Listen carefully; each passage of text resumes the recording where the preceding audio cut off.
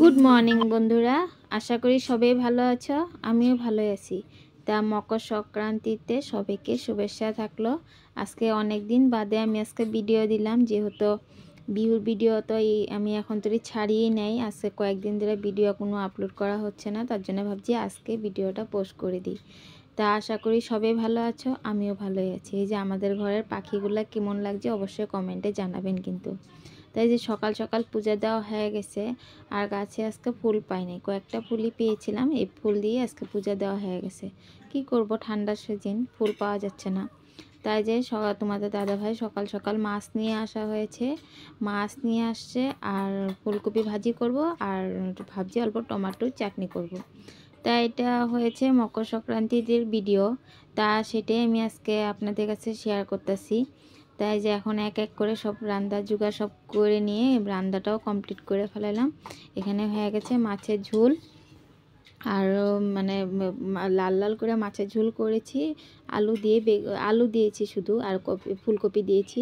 আর এখানে হয়েছে ফুলকপি মানে শুধু ভাজি করা হয়েছে, আর টমেটো চাটনি। আজকের মেনুতে এই তিনটা আইটেমই, আর বেশি কিছু করলাম না। তারপরে এই যে আর মানে মকর সংক্রান্তিতে তো পিঠাপুলি তো হবেই, সবের ঘরে ঘরেই হয়। তাই এখানে কয়েকটা পিঠাপুলি বানানো হয়েছিল। যেহেতু আমি কিছু করি নাই এবছর, আমি পিঠা যেটা কিছু বানানো হয় নাই, এটা দিদিদের ঘরেই বানানো হয়েছিল, সেটাই আপনাদের কাছে শেয়ার করলাম। কেন কি এবার আমার হাতের একটু প্রবলেম ছিল, তার জন্য আমি এবার পিঠাপুলি কিচ্ছু বানানো হয় নাই। তার জন্য এই যে এটাই অল্প ভাবছি শেয়ার করি। আর আপনাদের কাছে পিঠাপুলি তো না দেখালে হবে না, তার জন্য ভাবছি না অল্প একটু শেয়ার করি। তা বানানোর মধ্যে হয়েছিল কুলি পিঠা, মালপোয়া, পাটিসাপটা, দুধে ভিজানো পিঠা, আর এই কটা আইটেমই করা হয়েছিল। ভালো কটা আইটেমই করা হয়েছিল, আর এইগুলাই আপনাদের কাছে শেয়ার করলাম। তা ভিডিওটা কেমন লাগছে বলবেন। আর আপনাদের সবাইকে শুভেচ্ছা থাকলো বিহুর উপলক্ষে। তাই যে আবার ওই ভিডিওটা তো শেষ হয়ে গেছে, এটা হয়েছে তারপরের দিনকার ভিডিও। সেটাই আমি আজকে আবার মানে অর্ধেক ভিডিও সেগুলো করা হয়েছিল, সেটাই শেয়ার করলাম। তারপরে শুরু করলাম ভিডিওটা। যেহেতু ছেলের আবার স্কুলে যাওয়ার টাইম হয়ে গেছে, যেহেতু স্কুল কয়েকদিন তো স্কুল বন্ধই ছিল, আবার স্কুল ছেলের খুলে গেছে, আজকের থেকে আবার স্কুল স্টার্ট হয়ে গেছে। তা ছেলে যে রেডি হয়ে গেছে, রেডি হওয়ার পরে ছেলেকে বললাম মাছের খাওয়াটা দিয়ে দেওয়ার জন্যে। তা ছেলে মাছের খাওয়া দিয়ে গেছিলো, আর মাছগুলো সব কোনার মধ্যে এক এক করে সব সাইডে রেখে আছে। তা আপনাদের কার কার ঘরে এরকম একুরিয়াম আছে অবশ্যই কমেন্টে কিন্তু জানাবেন। তাই যে আমি সব কিছু কাজবাজ সেরে তারপরে বাবা অল্প একটু শাক নিয়ে আসা হয়েছিল। তো ভাবছিলাম যে শাকগুলো রোদে বসে বসে এক এক করে বাছতে থাকি, কেন ঠান্ডার দিন, আর ঘরের ভিতরে এত ঠান্ডা কি বলবো, একটু রোদে না বসলে ভাল লাগে না।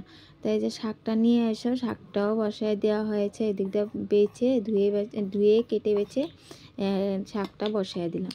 তা শাকটা রান্না হতে হতে আজকে রানবো বেশি কিছু না, মাছ দিয়ে, আর 3 পিস একটু মাছ ছিল, সেটাই আলু আর বেগুন দিয়ে একটু মাখামাখো করে বানায় রাখবো। আর রাতটা দেখা যাবে। আর 2 চাকা বেগুন ভাজি করা হয়েছিল, সেটাই গরম মানে ভাজিয়ে রেখে দিলাম। তারপরে গেলাম গিয়ে ছেলেকে স্কুলে আনার জন্যে।